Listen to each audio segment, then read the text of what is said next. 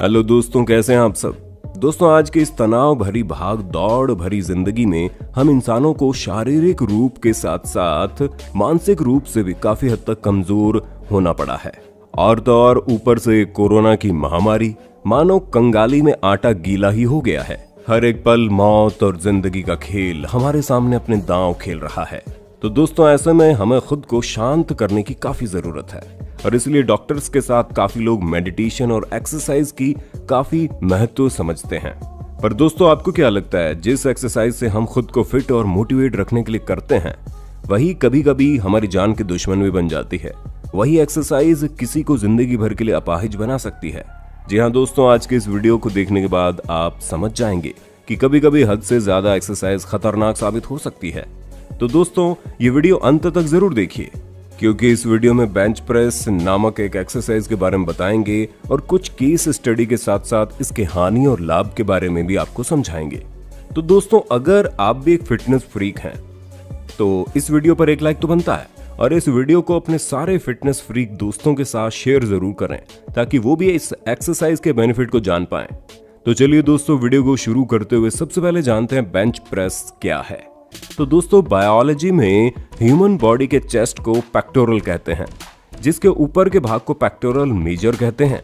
और इस पार्ट को टून करने के लिए बारबेल की हेल्प से बेंच पर लेटकर वर्कआउट किया जाता है, जिसमें बारबेल को ऊपर की ओर चेस्ट की ताकत लगाकर हाथों की मदद से पुश करते हैं और इसे बेंच प्रेस करते हैं।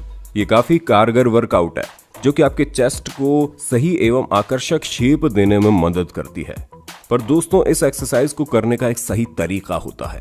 आप में से जो जिम जाते हैं उन्हें इनके बारे में पता ही होगा कि बेंच प्रेस को अगर गलत तरीके से कर दिया जाए तो इससे हमारी मसल्स पर क्या प्रभाव पड़ सकता है और ये कितना खतरनाक हो सकता है। तो दोस्तों, चलिए अब समझते हैं इसे एक केस स्टडी के साथ। दोस्तों, ये हैं रियान क्रॉले, एक मशहूर बॉडी बिल्डर जो अपने एक दोस्त लैरी वींस को एक मशहूर पावर लिफ्टर के साथ जिम में अपनी ट्रेनिंग कर रहे थे और वे बड़ी आसानी से अच्छे से बेंच प्रेस मार रहे थे। पर बेंच प्रेस करते करते अचानक उनके इन मसल पर थोड़ी टेंशन महसूस हुई और फिर उन्हें मसल टियर हो गई और वे बेंच से नीचे गिर जाते हैं और फिर उन्हें मेडिकल सुपरविजन में रखा गया। तो डॉक्टर्स ने बताया अपनी कैपेसिटी से ज्यादा वजन उठाने की वजह से इनकी मसल टियर हो गई। टियर तो समझते हैं ना, फट गई। दोस्तों, अब समझते हैं कि ये आखिर हुआ कैसे। जैसे कि मैंने वीडियो की शुरुआत में आपको बताया, बेंच प्रेस का सीधा प्रभाव हमारे चेस्ट मसल पर पड़ता है और ये मसल हमारे हाथ के सबसे बड़ी हड्डी ह्यूमरस से जुड़ी हुई होती है। और दोस्तों, मसला क्या है कि वो हमारे टिश्यूज का एक समावेश है जिसमें हमारी बॉडी फ्लूइड भरी रहती है। दोस्तों, इसे एक उदाहरण के तौर पर अगर मैं समझाऊं तो मान लो काफी रस्सियों को एक साथ टाई अप करके बांध दिया गया है और एक भार को आप उठाए हुए हो। अगर उन पर भार बढ़ता है तो वे एकाएक टूट जाएंगी।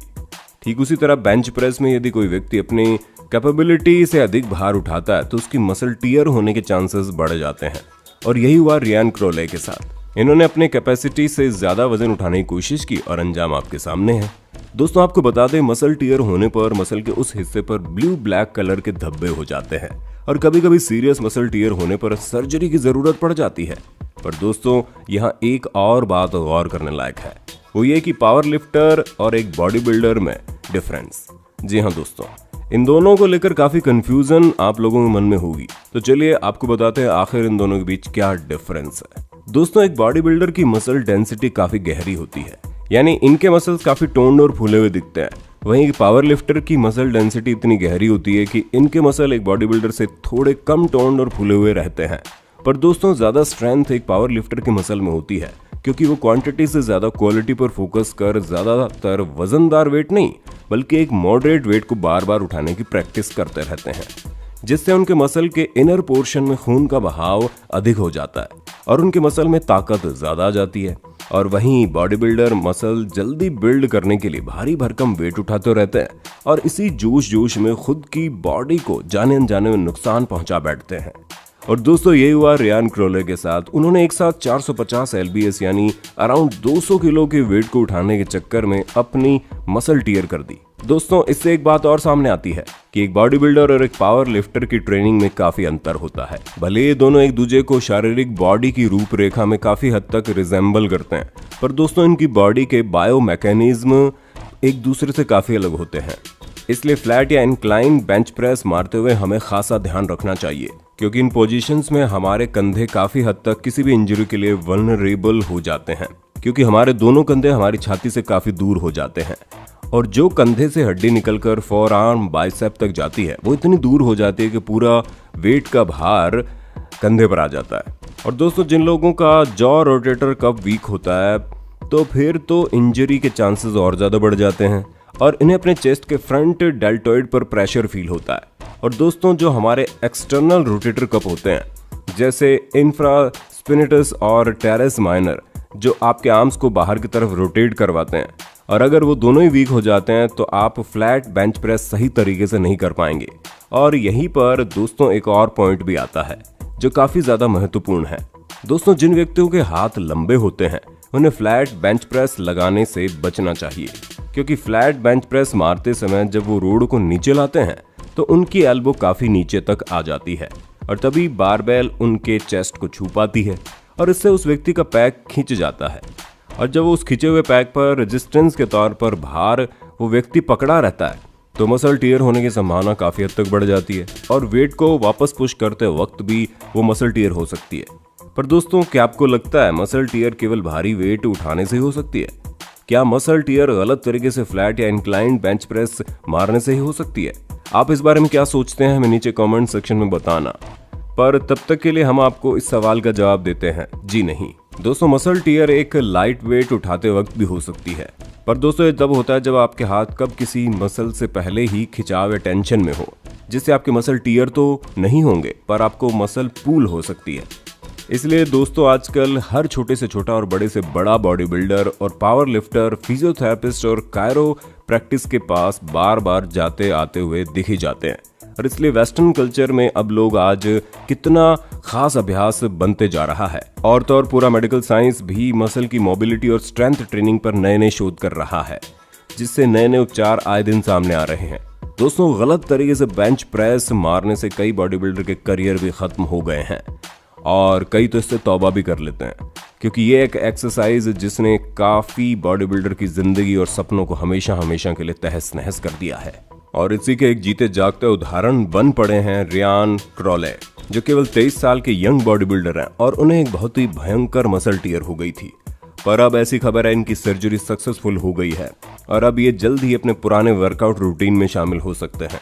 पर दोस्तों सभी की किस्मत रियान क्रॉले जैसी नहीं होती, इसलिए दोस्तों चाहे वो फ्लैट बेंच प्रेस हो या इंक्लाइंड बेंच प्रेस, सबसे पहले आपको स्ट्रेचिंग कर अपने मसल्स को खोलना होगा और उन्हें एक भार उठाने तक की मोबिलिटी और स्ट्रेंथ पैदा करनी होगी। जितने आपके मसल की क्षमता है उस हिसाब से खुद को पुश करना होगा, ना ही कम ना ही ज्यादा। आपको सबसे पहले अपने बॉडी के एनाटॉमी को समझना होगा, क्योंकि बहुत से लोग ऐसे भी होते हैं जो बड़े बड़े पावर लिफ्टर और बॉडी बिल्डर से इंस्पायर होकर बड़े बड़े वजन उठाने के लिए मोटिवेट हो ही जाते हैं और फिर बाद में अपनी बॉडी को नुकसान पहुंचा बैठते हैं। यहाँ दोस्तों हमें समझना होगा कि भारी भरकम शरीर के पावर लिफ्टर और बॉडी बिल्डर ने एक रात और एक बार में ऐसी बॉडी नहीं पाई, बल्कि एक डेली रूटीन और मॉडरेट वर्क फ्लो से ये सब हासिल किया है। तो दोस्तों इसलिए हम आपको आपकी कैपेबिलिटी और अपनी बॉडी मैकेनिक्स के अनुसार ही एक्सरसाइज करने की हिदायत देते हैं, क्योंकि कुछ डेडलिफ्ट अच्छे से नहीं लगा पाते और अगर खास तौर पर बात करें तो स्क्वाट्स लगाना भी कई लोगों के लिए काफी मुश्किल होता है और कई लोग उन्हें आसानी से कर लेते हैं। तो दोस्तों ऐसा इसलिए होता है क्योंकि किसी इंसान की फीमर बोन होती है तो इंसानी पैरों की सबसे लंबी हड्डी होती है, वे हर एक इंसान के हिप सॉकेट में अलग अलग तरह से फिक्स्ड होती है। तो कोई व्यक्ति क्लोज लेग स्क्वाट आसानी से मार लेता है, तो कोई व्यक्ति वाइट लेग स्क्वाट बड़ी आसानी से मार लेता है। तो दोस्तों इस तरह की high compound exercise body to body depend करती है कि एक व्यक्ति की बॉडी बायोमैकेनिक्स पर या उसके अनुसार ही एक्सरसाइज करनी चाहिए, तभी आप लोग फिट, नेचुरल और आकर्षक बॉडी फिजिक बना पाएंगे बिना किसी मसल टियर और बॉडी इंजरी के। तो दोस्तों आज का वीडियो यहीं पर खत्म होता है। और बेंच प्रेस लगाते हो और आप क्या क्या गलती कर रहे हो अब तक बेंच प्रेस लगाते हुए हमें आप नीचे कमेंट बॉक्स में जरूर बताइए। और दोस्तों ऐसे ही अनोखे और अनूठे वीडियोस देखने के लिए हमारे चैनल को सब्सक्राइब कर नोटिफिकेशन बेल को ऑन कर देना, ताकि हर नई वीडियो की नोटिफिकेशन आपको मिलेगी सबसे पहले। क्या कहते हो? धन्यवाद।